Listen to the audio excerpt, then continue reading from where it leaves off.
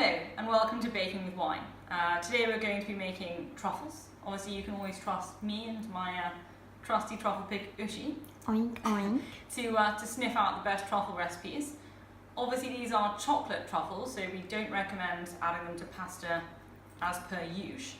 The recipe is provided by The Guardian, but actually is really good. And obviously the only thing to go with truffles is champagne, so pour yourself a glass and cheers. Ingredient poos for today are 25 grams of butter cut into cubes, 100 millilitres of cream, I've used very extra thick, should be quite doubly, 40 grams of muscovado sugar, then you need 250 grams of milk chocolate and 110 grams of dark chocolate. Now, these might not be pasta truffles, but they should still cost you a fortune. I tried to get the gold leaf, but they'd run out. So obviously I had to slum it with lint.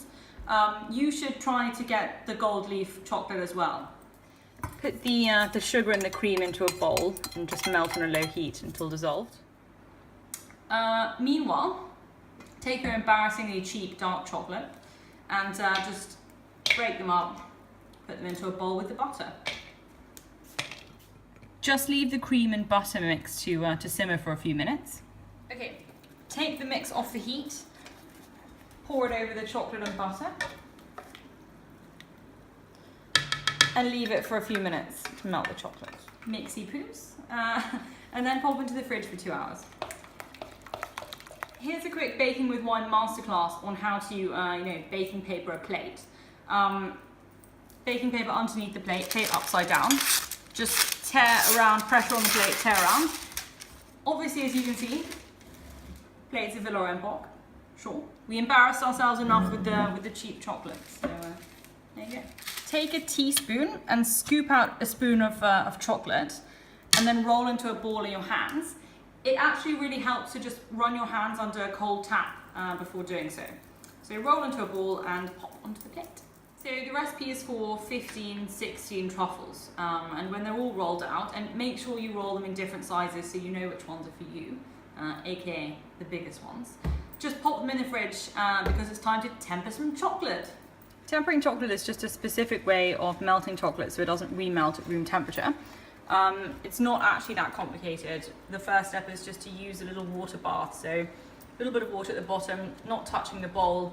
Make sure it's boiling and put 2/3 of the chocolate in the bowl until it melts. I've tempered some chocolate. Yes, you have. Gold star for Ushi.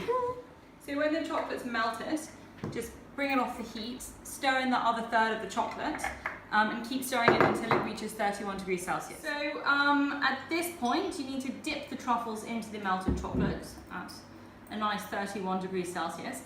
And there is actually a very complicated way of doing this, but obviously you can't really do complicated and champagne. So instead, my preferred choice is to take a stick, take the blunt end of the skewer, pop a ball onto there, schnizzle it around in the chocolate so it's coated, tap it a few times. It's a lot like making cake pops. And then when all the excess chocolate is tapped off, put it in these nice little glasses here to dry. Before the chocolate sets, you might want to sort of sprinkle something over the top as an added aesthetic quality. I've chosen ground up pistachio, so sprinkle them over, and there you go. Behold the finished product. Look like they're from a shop, so you might notice a few of them are missing. Never leave a truffle pig alone unsupervised with the truffles. Oops. Just take a cheeky bite of one so you can see what's inside. Go.